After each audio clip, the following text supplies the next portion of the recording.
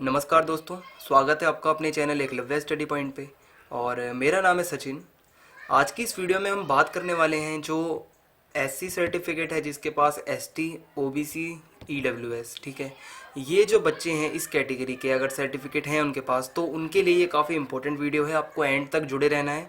DU में admission के लिए आपको ये अच्छे से आपको सारी इन्फॉर्मेशन मिलने वाली है। जो आपके मन में डाउट्स हैं वो भी मैंने कमेंट बॉक्स से लिए हैं और उसके बाद ही ये मैंने वीडियो बनाई है। तो सबसे पहला जो एक डाउट था, नाम में गलती। बहुत सारे बच्चों के कमेंट्स आए थे कि सर हमारा जो सर्टिफिकेट है कास्ट का, उसमें हमारा नाम अलग है, थोड़ा सा स्पेलिंग मिस्टेक है, और 10th या 12th की मार्कशीट पे जो नाम अलग है। तो उस पर आज हम चर्चा करेंगे और कितना फ़ायदा मिलता है सर्टिफिकेट से डीयू में एडमिशन जब हम लेते हैं वो हम देखेंगे। सर्टिफिकेट रिन्यू नहीं है, मैंने आपको ओबीसी के बारे में पीछे बताया भी था। और अगर ईडब्ल्यूएस वगैरह या कोई भी अगर आपका सर्टिफिकेट रिन्यू नहीं है वो हम देखेंगे इस वीडियो में। और अगर हमने नए सर्टिफिकेट के लिए अप्लाई किया है, चाहे वो एससी हो, एसटी हो, ओबीसी हो, ईडब्ल्यूएस हो, ठीक है, अगर हमने नए सर्टिफिकेट के लिए अप्लाई किया है पर अभी तक नहीं बना, तो हम कैसे उस कैटेगरी से एडमिशन ले सकते हैं। तो ये सब बातें हम यहाँ पर चर्चा करने वाले हैं। उससे पहले आपको बता दूं, आपकी कोई भी इंक्वायरी हो, कोई भी क्वेश्चन हो, आप हमें इंस्टाग्राम पे फॉलो कर सकते हैं और ये यूज़र नेम आपके सामने, और जो डिस्क्रिप्शन में है आपको प्रोफाइल का लिंक भी मिल जाएगा। तो बात पहले करें तो आपको एक बारी और बता दूं कि अगर आप हमारी वीडियो को पहली बार देख रहे हैं डीयू वाली सीरीज़ को, तो डिस्क्रिप्शन में आपको लिंक मिलेगा प्लेलिस्ट का। वहाँ पर डीयू से रिलेटेड जितनी भी आपकी प्रॉब्लम्स हैं या डीयू से जुड़ी बातें, वो आपको हमने आपके लिए वीडियोस बना रखी है, आप जाके वहाँ पर देख सकते हैं। तो सबसे पहले जो हम बात करेंगे वो एससी और एसटी सर्टिफिकेट्स हैं जिनके पास, ठीक है, जो इस कैटेगरी के अंदर स्टूडेंट्स आते हैं, उनको डीयू से जुड़ी कुछ बातें मैं बताऊंगा और स्टेप बाय स्टेप हम सारी कास्ट सर्टिफिकेट्स के ऊपर जाएंगे। तो एससी और एसटी के लिए जो फ़ायदे की बात की जाए कि डीयू में कितना फ़ायदा मिल सकता है उन्हें, तो वो है 22.5% सीट जो है वो एससी और एसटी दोनों के लिए यहाँ पर रिजर्व होती है, ठीक है। अगर आपकी जो कट ऑफ्स आती हैं उसमें एडमिशन भी आपको आसानी से मिल जाता है। मान लो जनरल के लिए अगर कट ऑफ आती है 90%, तो वहीं पर एससी एसटी का एडमिशन हो जाएगा आपको 2-3% कम में भी हो जाएगा, ठीक है। वहीं आपको 90 में से हो सकता है आपका एडमिशन 85, 86, 87 इतने पर भी हो जाए, अगर जहाँ जनरल का 90 पे होता है। तो कुछ ना कुछ फ़ायदा ज़रूर मिलता है इसका। और बात की जाए सीट्स की, तो 22.5% सीट्स जो हैं वो एससी और एसटी के लिए रिजर्व हैं, जिसमें से एससी के लिए 15% सीट जो हैं वो रिजर्व होती हैं और 7.5% सीट जो हैं वो शेड्यूल्ड ट्राइब्स मतलब एसटी के लिए वो रिजर्व होती हैं, ठीक है। तो ये फ़ायदे की बात हो गई।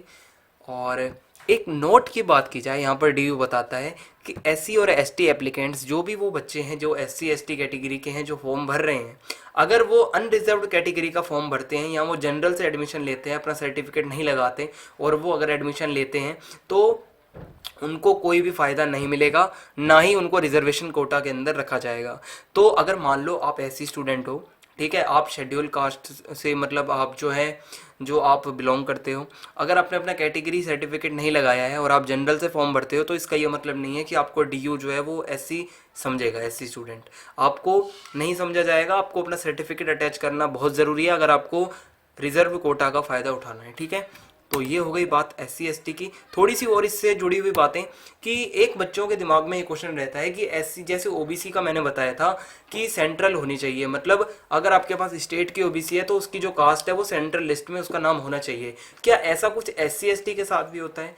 तो मैं आपको बता दूं, जो एससी है वो चाहे किसी भी स्टेट का हो, वो डीयू में एडमिशन आकर ले सकता है। उसको कोई भी ऐसी चीज़ करने की जरूरत नहीं है जैसे ओबीसी में होता है सेंट्रलाइज होनी चाहिए ओबीसी वगैरह। तो ऐसा कुछ भी नहीं है। आप किसी भी स्टेट के एससी सर्टिफिकेट है अगर आपके पास, तो आप यहाँ पर आगे डीयू में एडमिशन ले सकते हैं। वो सर्टिफिकेट आपके नाम का होना चाहिए। और अगर एक और क्वेश्चन यहाँ पर कमेंट बॉक्स में आया था कि अगर एप्लीकेंट जो है जो फॉर्म भरता है उसके पास अपना एससी एसटी सर्टिफिकेट उस टाइम पे नहीं है, जब वो मान लो अभी आपका रजिस्ट्रेशन चल रहा है और अभी आपके पास आपका एससी एसटी सर्टिफिकेट नहीं है, आपने अप्लाई करने के लिए दिया, आपने अप्लाई करने के लिए उसको दिया है, ठीक है, पर अभी तक वो बनकर नहीं आया है, तो इस सिचुएशन में क्या होगा, आप क्या करेंगे, जब आप वो अप्लाई करेंगे एससी एसटी के लिए तो आपको एक एक्नॉलेजमेंट स्लिप मिलती है। आप ऑनलाइन करेंगे चाहे ऑफलाइन जाके आप अगर फॉर्म भरेंगे तो आपको एक स्लिप मिलती है जिस पर वो नंबर भी लिखा रहता है, ठीक है। तो अगर आपके पास पास अगर सर्टिफिकेट अभी हाथ में नहीं है अपलोड करने के लिए, तो आप वो एक्नॉलेजमेंट स्लिप जो आपको मिली है वो भी जो है आप क्या कर सकते हैं, अपलोड कर सकते हैं रजिस्ट्रेशन के टाइम पर, बशर्ते आपका एडमिशन तभी होगा उस पर कि जब आप अपना एडमिशन के टाइम पे अपना असली सर्टिफिकेट दिखाएंगे। मान लो अगर अगस्त में एडमिशन होते हैं तो अभी जुलाई आने वाला है, तो जुलाई 4 से पहले पहले आपको क्या करना है, रजिस्ट्रेशन कर लेनी है आपकी, और आपको क्या करना है, वो आप एक्नॉलेजमेंट स्लिप जो है आप वो लगा देंगे अपलोड्स में। लेकिन जब आपका वो सर्टिफिकेट बन के आ जाएगा तो आपको ये ज़रूरी है एडमिशन टाइम पे आपको वो दिखाना पड़ेगा, तब तक तो भाई आ जाएगा बन के जब तक एडमिशन स्टार्ट होंगे। तो आपको अगर वो नहीं दिखा सकते आप वहाँ पर, तो आपका एडमिशन कैंसिल हो जाएगा और इसमें आपका नुकसान होगा। और ये था SC/ST के लिए जो मेन जो क्वेश्चंस आए थे। आप अपने कमेंट बॉक्स में जो है वो लिखते रहिए करिए, मैं आपकी सारी क्वेरीज वहाँ पर देखता हूँ, उस पर ही फिर मैं वीडियो लाता हूँ। और बात की जाए अब OBC के लिए, तो मैंने एक सेपरेट वीडियो भी बनाई है, पर यहाँ पर दोबारा बता देता हूँ कि जो फ़ायदे की बात की जाए तो OBC को काफ़ी अच्छा फ़ायदा होता है DU में। देखा जाए तो 27% सीट जो है वो रिजर्व होती है OBC के लिए, मतलब 27% आरक्षण होता है OBC का। और कास्ट जो है इसके लिए एक नियम है, अगर आपको OBC का फ़ायदा उठाना है DU के अंदर, अगर आपको एडमिशन लेना है OBC से, तो आपकी जो कास्ट लिखी है आपकी सर्टिफिकेट के ऊपर वो सेंट्रल लिस्ट में होनी चाहिए। आप गूगल पर जाकर चेक कर सकते हैं, जो OBC कास्ट की जो सेंट्रल लिस्ट है, आपका उस लिस्ट में अगर कास्ट का नाम है तो ही आपका वो जो है माननीय होगा OBC सर्टिफिकेट, अन्यथा वो नहीं मान्य होगा, ठीक है, अदरवाइज वो नहीं उसको लिया जाएगा। और सर्टिफिकेट के ऊपर मेंशन होना चाहिए, जो आपका OBC सर्टिफिकेट है जब आप उसको देखेंगे तो उस पर लिखा होना चाहिए नॉन क्रीमी लेयर। अगर आपका नॉन क्रीमी लेयर वाला OBC है तो ही आपको फ़ायदा मिलेगा, अगर क्रीमी लेयर वाला है तो आपको कोई फ़ायदा नहीं मिलेगा, ठीक है। तो ये 27% जो फ़ायदा है किसको मिलेगा, जो नॉन क्रीमी लेयर वाले OBC हैं, ठीक है। तो ये थोड़े क्वेश्चन आए थे OBC को लेके, और एक क्वेश्चन सबसे ज़्यादा जो है इम्पोर्टेंट है, और ये काफ़ी की जो बच्चों की प्रॉब्लम है वो ये है कि अगर कोई एप्लीकेंट है जिसने फॉर्म भरा है और उसका OBC जो है वो लेटेस्ट वाला नहीं है, मतलब रिन्यू नहीं किया हुआ, जैसा कि DU की गाइडलाइंस में लिखा था कि रिन्यू होना चाहिए, अगर रिन्यू नहीं किया हुआ उसका, तो वो क्या कर सकता है, जो उसका पुराना वाला OBC है, मतलब जो अभी उसके हाथ में, वो उसको भी अपलोड कर सकता है, ठीक है। और अगर उसने बनवाने के लिए दिया है तो वो उसकी एक्नॉलेजमेंट स्लिप को अपलोड कर सकता है, और जब एडमिशन होगा तो वहाँ पर उसको वो स्लिप जो ओरिजिनल सर्टिफिकेट है वो वहाँ पर उसको दिखाना पड़ेगा, ठीक है। तो ये हो गया जो OBC से रिलेटेड एक बात थी। और एक और कि OBC पे जो सर्टिफिकेट है उस जो वो फॉर्म भर रहा है, मान लो आप स्टूडेंट हो, आप वीडियो देख रहे हो, आपने अपना फॉर्म जो भरा है, आपका सर्टिफिकेट आपके नाम पे होना चाहिए, पापा के नाम का नहीं लगेगा यहाँ पे। अगर आपका अपना नहीं है तो आपको फ़ायदा नहीं मिलेगा, आपका अपना खुद का सर्टिफिकेट यहाँ पर होना चाहिए, खुद के नाम पे, ठीक है, खुद के नाम पे सर्टिफिकेट होना चाहिए। और जो आपका नाम है और जो पिता का नाम है जो उस पर लिखा हुआ है, वो आपके 12th की बोर्ड की जो मार्कशीट है 10th वाली जो है उस पर, इनकम सर्टिफिकेट वगैरह पर, जो भी आपके जो सर्टिफिकेट्स हैं सब पे नाम सेम होना चाहिए, नाम की गलती बिल्कुल भी नहीं चलेगी, फॉर्म रिजेक्ट हो जाएगा, ठीक है। ये हो गया OBC से जुड़ी कुछ बातें। अब बात की जाए EWS, जो आपका जो एक कैटेगरी है EWS, तो इसमें क्या क्या प्रावधान है, क्या क्या इसमें जो रूल्स हैं। देखा जाए तो 10% आरक्षण यहाँ पर मिलता है EWS को, ठीक है, जो आपको 10% का आरक्षण यहाँ पे मिलता है, ठीक है। तो आप यहाँ पर देख सकते हैं, ठीक है। तो भाई जो EWS है उसको 10% का आरक्षण यहाँ पर देखने को मिलता है। और आपका जो कैटेगरी के अंदर जो आपका सर्टिफिकेट में जो नेम है, फिर से वहीं पर नाम वाली बात आती है, नाम आपका सेम होना चाहिए, आपके पेरेंट्स का नाम जो उस पर लिखा हुआ है कैटेगरी सर्टिफिकेट पे, वही 12th वाले पे होना चाहिए, वही 10th वाले पे होना चाहिए नाम, और इनकम सर्टिफिकेट वगैरह जिस पे भी है, और आपका जो है ये नाम सेम होना चाहिए। नाम की गलती अगर हुई तो आपका फॉर्म हो जाएगा रिजेक्ट, पहले ही बता देता हूँ। और इनकम सर्टिफिकेट जो है आपको इसके साथ जो आपको देना है वो आपका लेटेस्ट होना चाहिए, ठीक है, 31 मार्च 2020 का, और मतलब लेटेस्ट इनकम सर्टिफिकेट आपको पेश करना होगा DU के पास, ठीक है।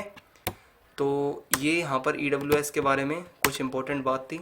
और यहाँ पर एक इम्पॉर्टेंट नोट, इसको आप अच्छे से देख लें कि अगर if the applicants do not have recent, अगर आपके पास अपना अभी नया रिन्यू किया हुआ वैलिड, अगर आपके पास EWS सर्टिफिकेट नया नहीं है, या OBC रिन्यू नहीं की हुई, या SC और ST के जो आपका अप्लाई करने के लिए दिया है पर अभी तक नहीं आया, तो आप क्या कर सकते हैं, अपनी एक्नॉलेजमेंट स्लिप को अपलोड कर सकते हैं। और जो है आपका जब ओरिजिनल बन के आ जाएगा तो आपको एडमिशन के टाइम पे वो दिखाना पड़ेगा, ठीक है। अगर आप नहीं दिखा सकते तो आपको वहाँ पर एडमिशन कैंसिल हो जाएगा। वहीं OBC के लिए मैंने आपको बताया है कि अगर आपके पास अपना पुराना है तो आप वो भी अभी डाल सकते हैं, और नया आपका अगर रिन्यू हो जाता है तब तक तो ठीक है, ठीक है, तो अभी आप पुराना डाल सकते हैं।